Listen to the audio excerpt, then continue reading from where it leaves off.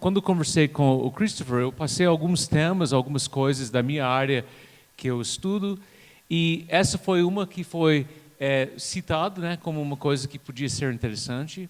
Mas eu acho que isso pode realmente nos ajudar nesse tema de reconciliação, até porque nós vamos trabalhar com povos diferentes. E eu já vi muitos movimentos onde não houve a sensibilidade cultural. Você percebe que um visionário apostólico tem uma ideia internacional, reconciliação, diferentes culturas, diferentes igrejas, mas sem perceber contexto cultural. E eu acho que isso pode nos ajudar. Eu queria começar a falar um pouco do contexto de Portugal.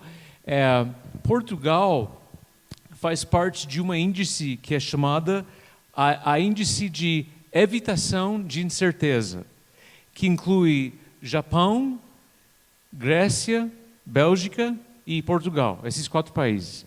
Esses 4 países, segundo estudiosos de cultura, são os países onde o povo tem a maior aversão ao risco e à incerteza, de você apostar numa coisa desconhecida ao invés de ficar com aquilo que é seguro.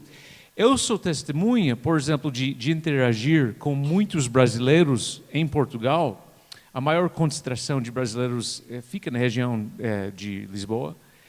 Sempre estou conversando com brasileiros que chegam lá, que querem uma nova vida, querem empreender, como o brasileiro sempre faz. Não sei se você sabe, mas o Brasil é um dos, ou talvez o maior país empreendedor do mundo, em termos de quantas pessoas têm seus próprios empreendimentos.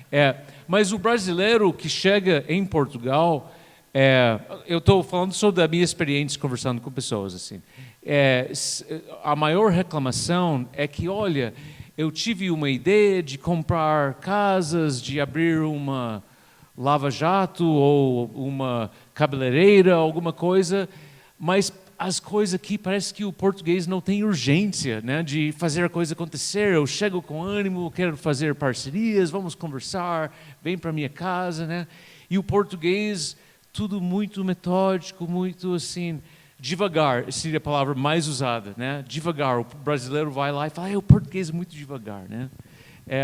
Você sabe que eu morei no Brasil 16 anos e passei pelo Brasil até que eu saí em 2017. Naquela altura, eu vim para o Brasil, a primeira vez eu tive 16 anos, então já tinha passado muito tempo no Brasil e nenhuma vez eu conheci um português, em todo o meu tempo no Brasil. Eu não sei se é uma exceção, né, ou uma coisa estranha, mas para mim, o português não tem nada a ver com o Brasil. Assim, as pessoas falam, mas para você ver um português, não sei, assim, parece que não tem muita expressão aqui. Eu estou falando, é uma experiência particular minha, ou não sei se é uma coisa geral. Mas, assim, esse contexto, só estou falando um pouco do que eu tive que me acostumar lá. Um exemplo. Eu só estou dando esse exemplo desse índice de evitação de incerteza, né? Agora, você pode chegar lá e se queixar e reclamar da mesma forma que eu reclamei muito do Brasil. Eu vou te falar uma coisa engraçada. Se você acha que você não é racista ou como que chama? Etnocentrista, você pode falar muito bem de culturas até você realmente conhecer e conviver, né? Aí você vai ver. E eu vou te falar, o povo que mais me deixou louco na minha vida é o povo brasileiro, né? Porque eu sou casado com a minha mulher há 25 anos, minha sogra é brasileira, né? Meu sogro, minha cunhada. E eu vou te falar, família, tipo, do meu contexto, família é um negócio, família tem um peso, mas não compara com o peso da família brasileira, né? Minha esposa tem 47 anos, se ela vai de ônibus de um lugar para outro, ela tem que avisar a mãe dela, né? Eu sempre sei, a minha esposa, estou usando a palavra sempre, eu estou exagerando, né? Mas assim, geralmente eu sei os meus parentes brasileiros que moram em vários lugares, mas eu sei qualquer condição física, assim, quem tem hemorroida ou diarreia ou impotência, né? Eu sei de tudo. Agora, minha família, meu irmão recentemente, ele estava numa viagem, ele pulou de uma pedra dentro da água, se machucou, quase quebrou a coluna. Chama coluna, mesmo que as costas, né? Eu só fiquei sabendo, tipo, 2 semanas depois. Por acaso, falando com minha mãe, você sabe, seu irmão Paulo quase morreu. Eu falei, mãe... então, assim, essas diferenças, né? E eu confesso que às vezes essas conversas, a minha mulher me contando tudo, às vezes eu não quero saber. Tá? Então, assim, eu só estou dando um exemplo. Por exemplo, eu amo o Brasil. Eu falo outra coisa. Eu nunca quis sair do Brasil. Foi a minha esposa e minha filha mais nova que se juntaram. A gente fala em inglês, they ganged up on me, tipo um gangue, né? Eles vieram impondo que eles queriam ir para os Estados Unidos, eles queriam morar lá, né? Por um tempo, pelo menos. E eu, não, tá tudo bem no Brasil, tem nossos amigos, assim, eu gosto de tocar música com meus amigos, eu estou acostumado, né? Eu não quis sair, né? Então, para falar que essa relação amor e ódio, essa é a realidade, né? Por exemplo, eu vou te falar outro exemplo. Nos Estados Unidos, o pessoal do Norte tinha costume sempre de acusar o pessoal do Sul de ser racista. Agora, o que é interessante é que é no Sul que morava quase toda a população negra. Então, o pessoal do Norte criticava, mas eles não conviviam, para dizer que eles amavam, mas de longe, eles não conviviam, né? Então, quando você convive profundamente, é que seu amor é realmente posto à prova, né? É uma coisa dizer, eu amo essa pessoa que você nunca teve que conviver. Eu tinha um pastor, ele era brasileiro, inclusive, em Curitiba, ele falava que ele era que nem porco. As pessoas gostam de consumir, mas não de conviver. Ele falava, eu sou uma pessoa muito chata, as pessoas gostam que quando eu ensino, eles gostam de consumir o que eu produzo, mas eles não gostam. Quando chegam perto para conviver, eles aprendem quem eu sou e não gostam, né? Mas assim, eu vou falar sobre alguns temas de cultura. Primeiro tema, não sei quantos que eu vou falar aqui, mas enculturação, isso é onde nós aprendemos a interpretar os sinais verbais e não verbais. E sabe que, independente da cultura, a comunicação não verbal gira em torno de 65% a 95%. Então, assim, a maior parte da nossa comunicação não é verbal. E algumas culturas isso é extremo. Outro ponto que eu observo e que é fundamental é esse fato.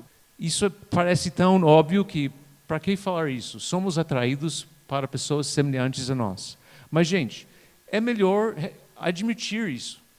Uma das tendências mais comuns dos povos que imigram é encontrar sua gente lá e fazer o que a gente chama em inglês de enclave. Eu não sei qual é essa palavra em português, mas tipo sua própria comunidade.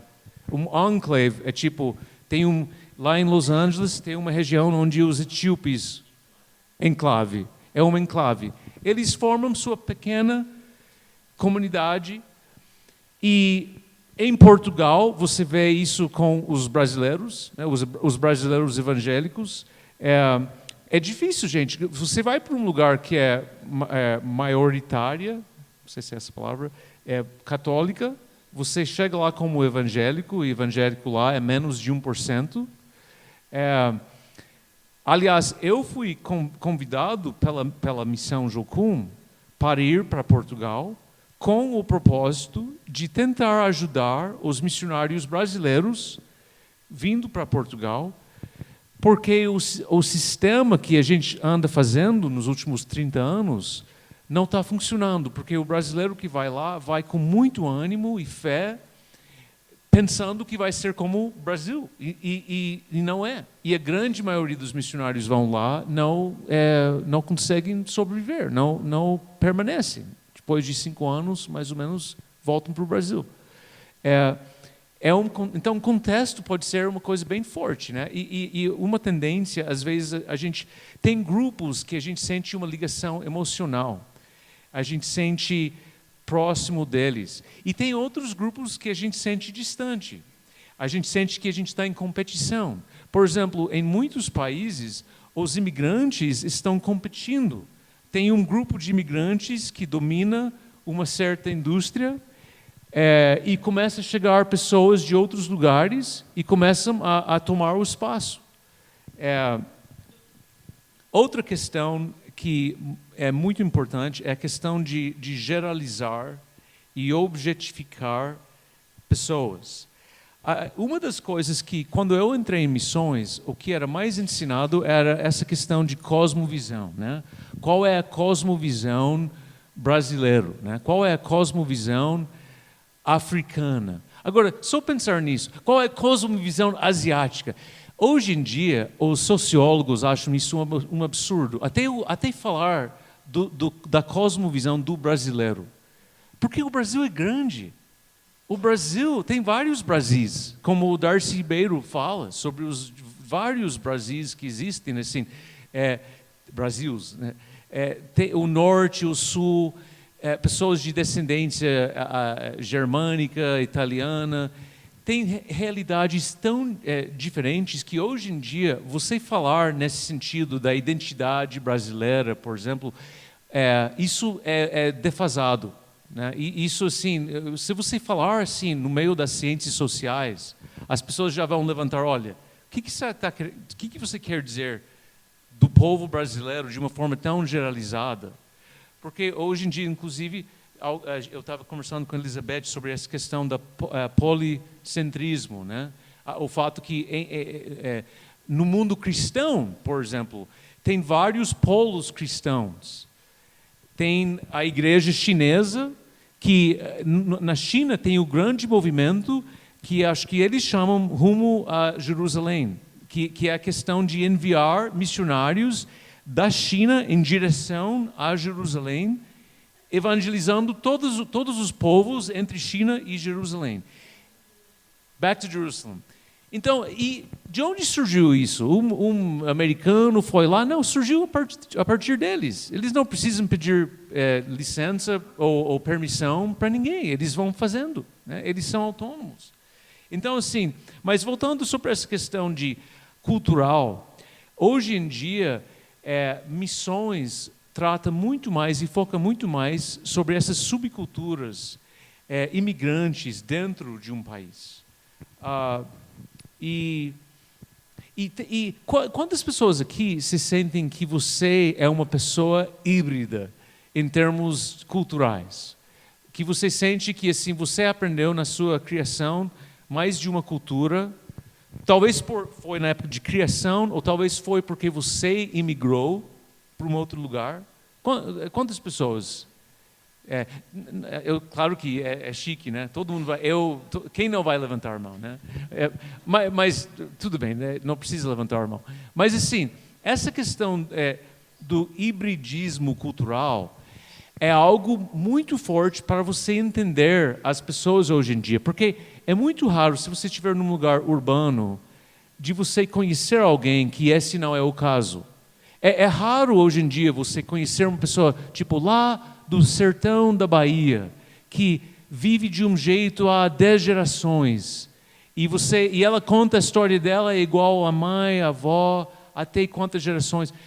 Cada vez menos pessoas são assim. As pessoas são muito misturadas de diferentes culturas. E, por exemplo, numa conferência dessas, nós chegamos na conferência e nós percebemos quais são os valores dessa conferência, TJC2. A questão de judeus, né? Eu estou percebendo que onde eu vou, a conversa porque Israel, isso, e hebraico, se eu ficar ouvindo, né? A gente percebe que nessa conferência, esse é o foco. E aí, de repente, a gente começa, eu fui para Israel, Eu falo hebraico? Qual é meu status nessa cultura dessa conferência de 3 dias? E a gente faz um molde. Quem é o Davi? Quem sou eu neste ambiente? Eu faço isso sempre quando vou nas conferências. Eu percebo o que eles gostam, o que eles valorizam, e eu faço uma avaliação em um inventário de mim mesmo. Qual é a melhor forma que eu posso me apresentar aqui? Que eles vão achar que eu tenho valor neste evento. Alguém faz isso? É? O que é tão estranho é que às vezes no meio disso eu me arrependo. Eu penso, puxa, eu não gosto do jeito que eu decidi me apresentar e agora está tarde. Eu falei isso e tal, e agora as pessoas... Por exemplo, eu estou aqui ensinando, mas você sabe que o que eu tenho feito nos últimos 30 anos, talvez mais do que qualquer outra coisa na obra missionária, se não é a coisa principal, é uma das coisas principais, é trabalhar com as mãos. Trabalhar na canalização, instalação elétrica, instalar lajota, pladur, eu acho que gesso encartonado que chama aqui, né? Eu não sei de tudo, mas remodelar, carpinteria, talvez se eu fosse contar as horas todas da minha caminhada missionária, eu acho que provavelmente eu fiz isso mais do que qualquer coisa. Eu gosto de trabalhar com as mãos. Eu estou aqui com vocês, eu penso naquilo que é o nosso foco, eu preparo um estudo, uso palavras grandes, né? E você pode me ver de uma forma. Agora, nos últimos 2 anos, eu fiquei praticamente a maior parte do meu tempo num projeto de remodelação lá em Portugal, derrubando parede, levantando alvenaria, rebocando, sarrafeando, assim. Então, eu estou só dando um exemplo como a gente gosta de se apresentar, dependendo do contexto, né? Então, assim, quando nós vamos num lugar e você olha para a pessoa, as pessoas olham para uma comunidade pobre e pensam, como que eu posso ajudar essa comunidade? Por exemplo, eu fiz uma pesquisa, eu participei de uma pesquisa, aliás, de um povo chamado o povo Tonga, no interior de Zâmbia, no sul, e eu aprendi sobre a estrutura familiar desse povo. Neste povo, os filhos, a referência masculina dos filhos não é o pai. Quem é um homem, mas alguém adivinha quem é? É o irmão da mãe, é o tio. A referência masculina nas famílias ali do povo Tonga é o tio, é o irmão da mãe. O pai biológico mesmo, ele não é a referência, ele não tem quase, assim, para dizer que não tem nada, não é verdade, mas ele não é o protetor, ele não é quem vai se sentir responsável por aquelas crianças. É muito estranho, né? É uma coisa que a gente pensa, mas como é que isso funciona? Como? Você está falando no sentido... Não estou entendendo. Exato, não, é isso. Exato, sim, exato, é isso. Sim, ele é responsável quando ele é tio. Então, assim, é um exemplo, mas, por exemplo, essa pesquisa falou sobre tentativas de ajudar essas sociedades sem perceber essa dinâmica. Sem perceber, por exemplo, como as mulheres sobrevivem de uma forma diferente que os homens. As mulheres precisam... Bom, vamos começar com os homens. Os homens, como eles não têm... Bom, deixa eu ver se eu vou lembrar essa pesquisa. Talvez eu nem devia entrar nisso. Basta dizer que era muito complicado. As pessoas tentaram ajudar sem perceber a dinâmica e só meteram as ONGs que foram lá, só meteram em confusão. E uma das coisas principais que eu lembro dessa pesquisa é que eles perceberam que esse povo tinha muito mais poder que as pessoas de fora imaginavam. Por exemplo, não sei aqui, já ouviu falar de chain immigration, imigração de corrente. Por exemplo, uma pessoa vai para a Alemanha, vamos supor, da Bolívia, né? Um boliviano vai para a Alemanha. Ele é casado, mas ele não consegue trazer os filhos, ele arruma um emprego, ele não tem papéis, ele não tem documentos, ele vai lá como turista, mas depois ele dá um jeito de conseguir seus documentos. Aí depois de um ano às vezes, ou 2 anos de separação, ele traz a esposa, consegue trazer os filhos. Tem muitas culturas, desde a colonização no século XIX, tem muitas culturas, por exemplo, em Bangladesh e Paquistão, que tem esse costume do homem sair do seu vilarejo e ficar 2, 3 anos. Depois de casar, ele é homem de família, mas ele casa, gera 1, 2 filhos, e aí ele vai para Londres ou Berlim, algum lugar, fica 2, 3 anos, para então trazer a esposa, é chamada chain immigration, imigração de corrente. Aí depois ele traz o cunhado, ele traz os avós. Então, assim, são questões culturais que às vezes a gente não percebe que está acontecendo em nosso meio. Na sua cidade, por exemplo, aqui no interior de São Paulo, cada cidade é enorme, né? Eu vivi em Curitiba e pensei que era uma cidade grande, mas qualquer cidade do interior de São Paulo é maior, né? As cidades são enormes, né? Assim, quem é de fora pensa que existe São Paulo e essas outras cidades devem ser cidadezinhas, né, do interior. Mas aqui tem muitos imigrantes, eu imagino.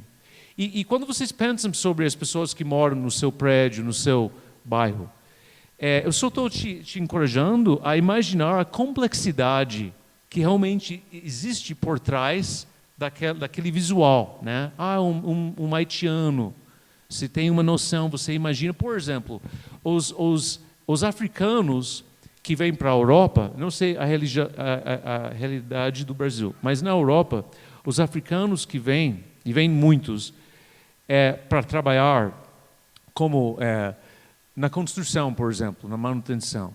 Muitas vezes as pessoas olham para eles e pensam, essas pessoas devem ser pessoas que trabalhavam assim lá na África, lá na Nigéria, por exemplo. Mas a maioria desse pessoal lá é engenheiro, é advogado, é a elite que consegue vir para a Europa. Mesmo que muitos deles acabam vindo naqueles barcos. Naqueles barcos, aquele pessoal muitas vezes é cirurgião, é advogado, são pessoas que têm formação. É surpreendente, não é? Mas eu só estou tocando em exemplos de como a gente não entende o que achamos entender. A coisa é muito mais complexa e diferente. Outra questão é essa questão de comunicação contextual. Algumas culturas, por exemplo, os Estados Unidos, têm um ditado que read my lips, leia os meus lábios. A comunicação que predomina trata das palavras. É o que eu disse para você, é o que eu quis dizer, é o que eu disse. Isso é o que a gente chama de comunicação de baixo contexto. Agora, comunicação de alto contexto é algo que eu experimentei na Índia. Na Índia, por exemplo, se você for para uma loja de fotografia, você tem uma máquina quebrada, você chega lá, mesmo numa cidade grande, num lugar desenvolvido, você chega lá e pergunta, olha, eu preciso, tenho um problema com a minha máquina, eu preciso até quarta-feira, é segunda agora. Você pode entregar para mim quarta-feira?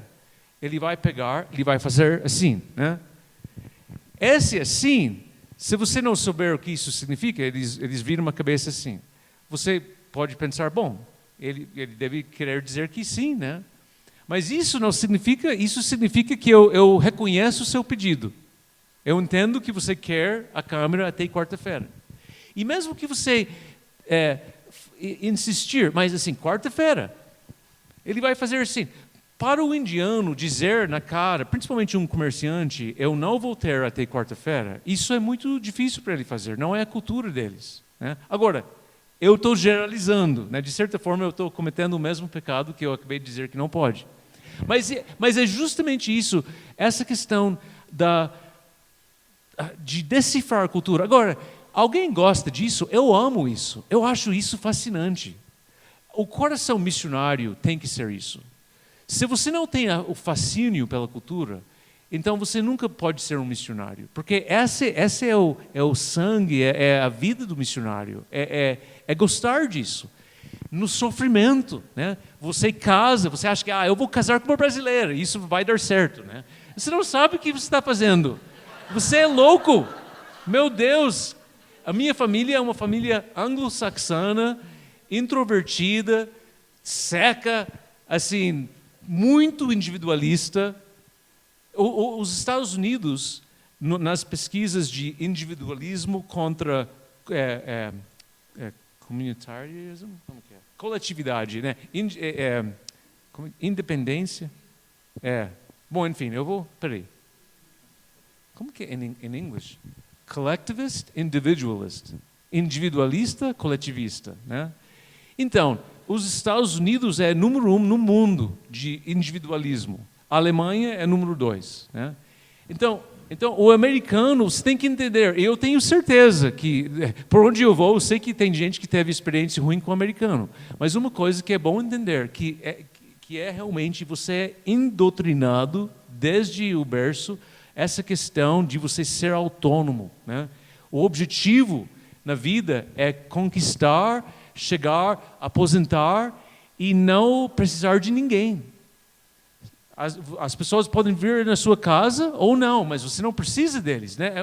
O americano é ensinado que esse é o objetivo, né? De ser independente. Agora, é uma generalização, novamente. Então, essas são as ferramentas que nós temos de tentar entender e perceber as pessoas. Mas, assim, a comunicação de baixo contexto o que eu estou dizendo para você é o que eu quero dizer. Você quer, David, ir para comer uma pizza? Eu quero. Nos Estados Unidos quer dizer que David quer e ele vai, né? Agora, em muitos contextos, quer dizer que eu ouvi seu convite. Eu ouvi que você quer.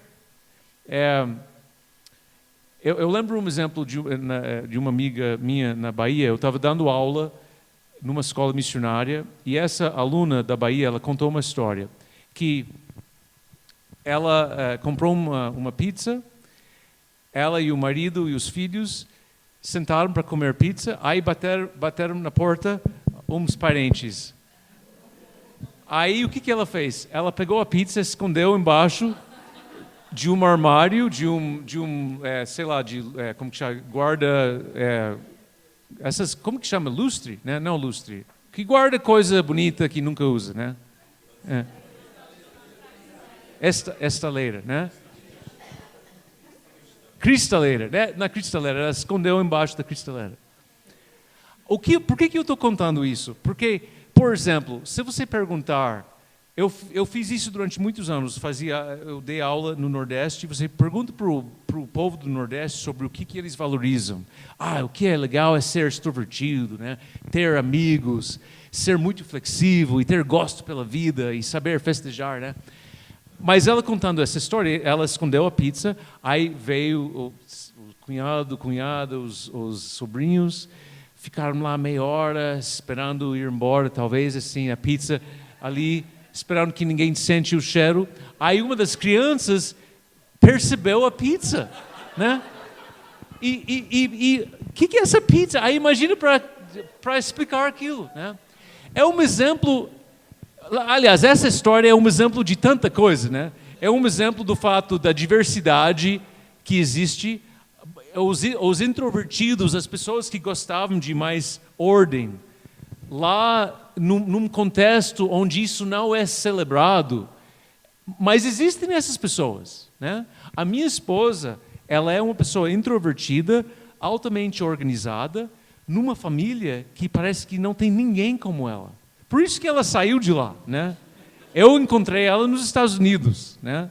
Ela ama a família dela, mas é muito engraçado. De manhã, quando eu acordo para tomar café, a minha esposa está ali, ela está fazendo o café dela, eu tenho que dar um espaço para ela.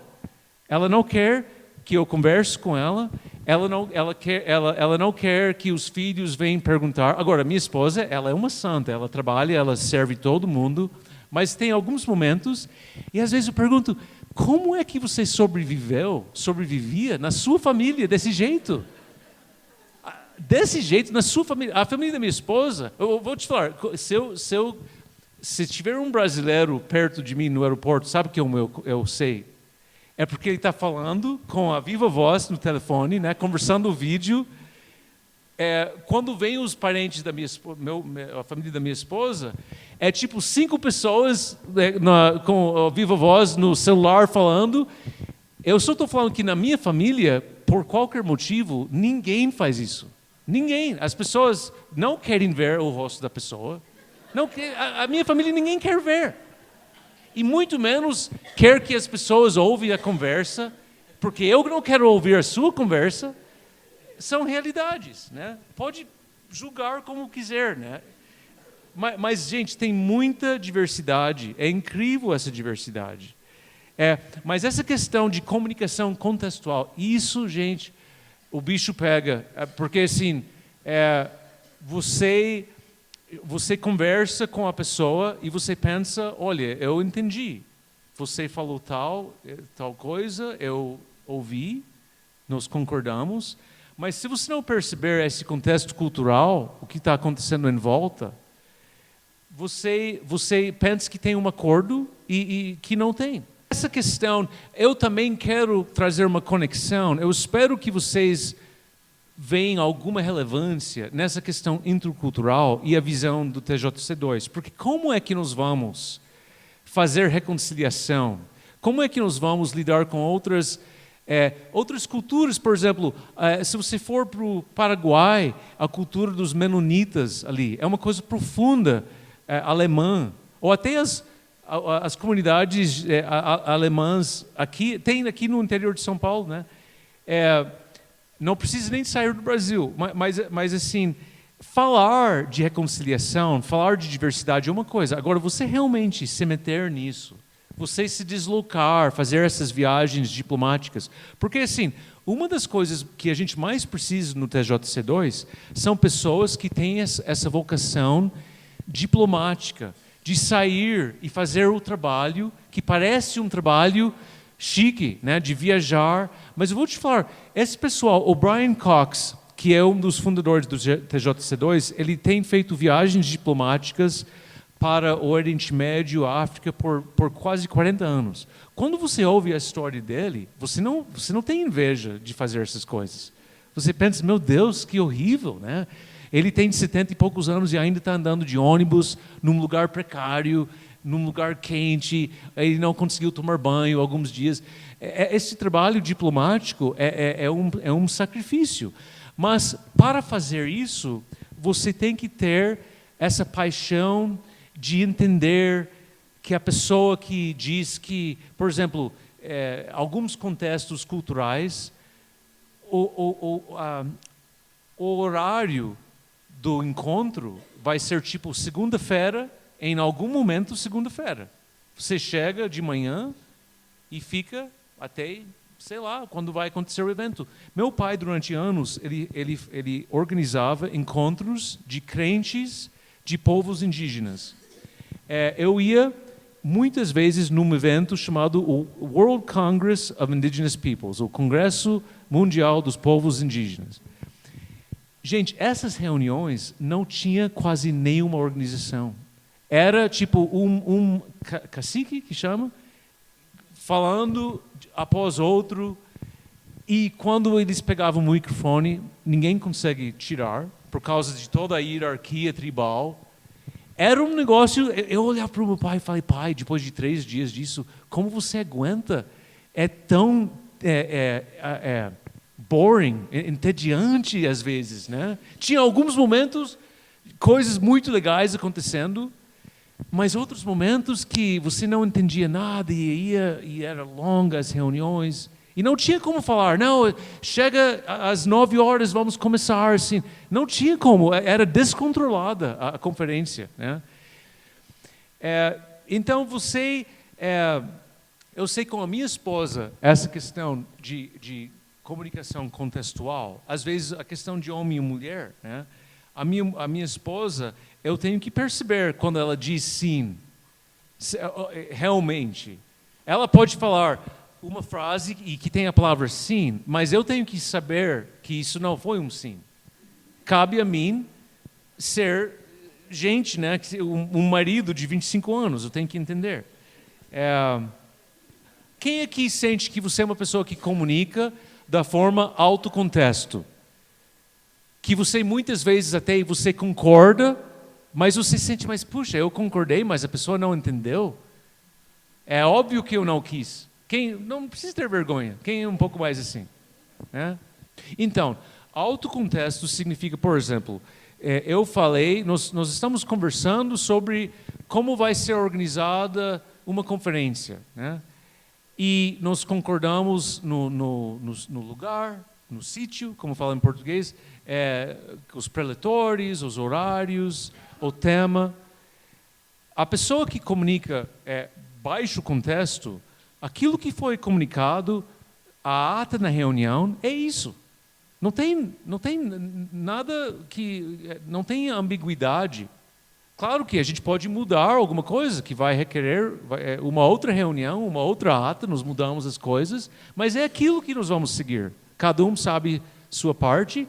Agora, comunicação de alto contexto é um negócio tipo, olha, vamos supor, nós vamos ter uma reunião, nós vamos ter...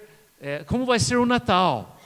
Vai vir o tio chato e fulano que não gosta, e o que a gente vai comer, e que horas que vai ser, e onde, e as pessoas vão comunicando, mas todo mundo sabe que ninguém sabe o que vai acontecer. A gente está comunicando, mas é uma comunicação onde o contexto vai mudar tudo que a gente está falando.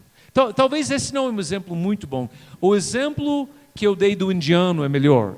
É uma coisa mais simples. Nós dois estamos tentando conversar e eu, por exemplo, nas vezes que eu fui para a Inglaterra, eu fiquei um tempo hospedado com uma família em Londres e eles às vezes me perguntavam se eu queria ir para a academia com eles ou se eu queria ir para o parque. E eu falei, como um bom americano, às vezes sim e às vezes não. Não quero, obrigado. Eu não fiz cara feia, né? Eu tentei do meu jeito. Não, valeu, não quero. Depois, um deles veio e falou, olha, o inglês não faz isso. O inglês fala, sim, but... não, como que é mesmo em inglês? É tipo, esse quer dizer que eles não querem, ou que talvez. Tipo, do you want to get pizza? Quer sair para comer uma pizza? Esse tipo, sim, mas aquele já diz que, olha, não sei, talvez ele tem que estudar, talvez ele precisa voltar para casa. O britânico entende isso, né? Aí eu aprendi. Você quer ir para a academia? Yes. Aí eles entendiam, né? Então isso seria autocontexto, né? Se bem que esse é um exemplo pequeno. Tem alguns contextos né, que o contexto é muito mais complicado que isso. Algumas culturas, por exemplo, na Nova Zelândia, o povo da terra da minha família, né, meu pai é de lá.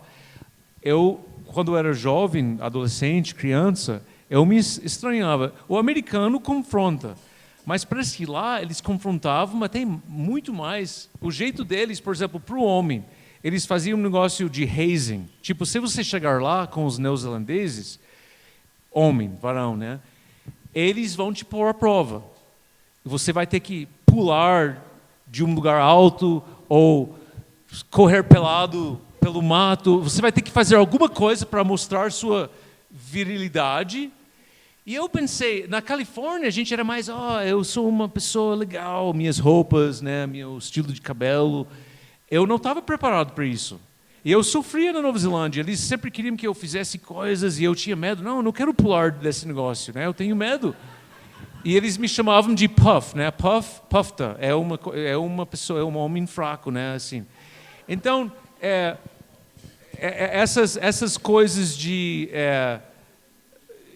você ter colocado a prova, de você sair. Eu vou te falar, é incrível como você pode sentir que você tem identidade, você sente um homem, por exemplo, dentro do seu contexto.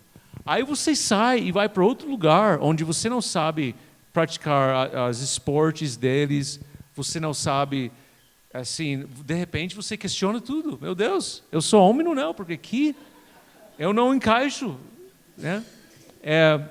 Bom, acho que a gente já estamos nos 15 minutos. Tem algumas outras coisas. Talvez a coisa que eu queria deixar, que é a maior dicotomia, é essa questão do individualismo e coletivismo. Essa questão, eu só quero deixar isso com vocês. Vocês oram, pedem o Espírito Santo te ajudar com isso. Mas essa questão talvez é a maior divisão das culturas. Existem culturas onde a pessoa nasce e os relacionamentos que ela vai ter na vida, ela já nasce com esses relacionamentos. É a família nuclear, é o bairro, os tios, as tias. Na cultura coletivista, repetindo, os relacionamentos que você tem na vida, você nasce com eles. Agora, na cultura individualista, os relacionamentos que você tem são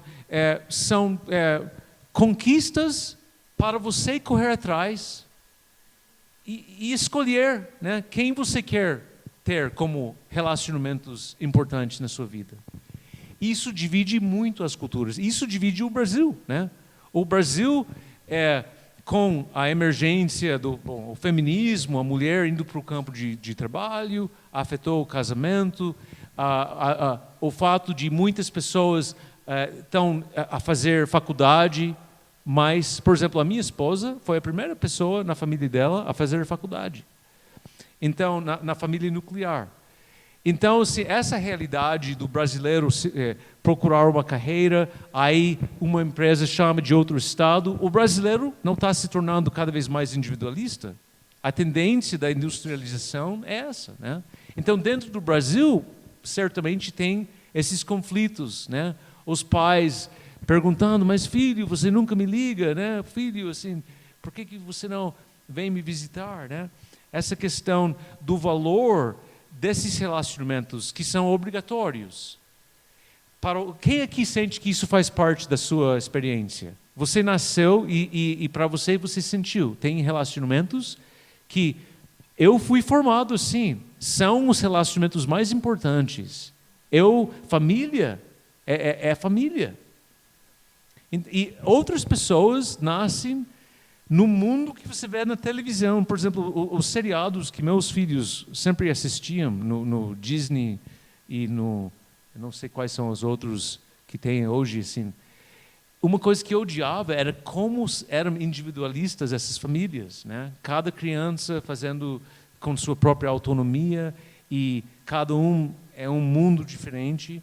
Então, assim, a gente vive essas dinâmicas complicadas e a minha oração para o TJC2, se realmente vivemos num mundo em que a liderança cristã hoje está no Brasil, está na Nigéria, está nas Ilhas Filipinas. Esse não é o futuro do cristianismo. E quando falo do futuro, eu falo da liderança global do cristianismo. Gente, é vocês. Todas as pesquisas apontam, olha, se você quer investir em missões, implantação de igreja, trabalhos sociais, dentro do mundo cristão, a liderança hoje é no sul global, esse termo que se usa. Então, mas vocês, se vocês vão realmente abraçar esse novo liderança, esse manto, vocês vão ser postos à prova, que nem os gloriosos americanos e ingleses do passado que desbravaram e fizeram muita coisa, mas agora é a sua vez. Na realidade, não é nem de agora, já é de uns 30 anos para cá, que é a vez de vocês. Mas não vai ser fácil, não é uma coisa romântica, vocês vão chegar. E eu estou falando aqui, tem muita gente que já sabe mais do que eu sobre isso, já experimentaram essa transição intercultural, já sofreu, mas nisso que falamos sobre TJC2, envolve esse trabalho diplomático, envolve atravessar fronteiras, envolve ir para leste europeu, um mundo ortodoxo. Se quer ver um mundo muito estranho, um mundo cristão muito diferente, é os ortodoxos. Você entra na igreja deles, eles têm tipo aquela divisória de pá por trás do altar tem o Santo dos Santos, onde o sacerdote entra lá e oferece. É difícil entender o que eles estão fazendo, né? É um mundo diferente. Os ortodoxos, cada país tem sua igreja. A igreja ortodoxa dos armênios ou dos gregos, cada país, Bósnia e Croácia, cada país tem sua igreja. Então, assim, você atravessar essas fronteiras e fazer... Quem acha que isso seria empolgante? Quem quer fazer isso? Gente, eu amo isso. É muito empolgante. Mas vai exigir sacrifício, vai exigir separação da sua família, vai exigir incômodo, não vai ter... não vou tirar sarro das coisas brasileiras, né? Mas você pode preencher, né? Assim, não vai ter arroz e feijão, né? Assim, mas é isso, gente.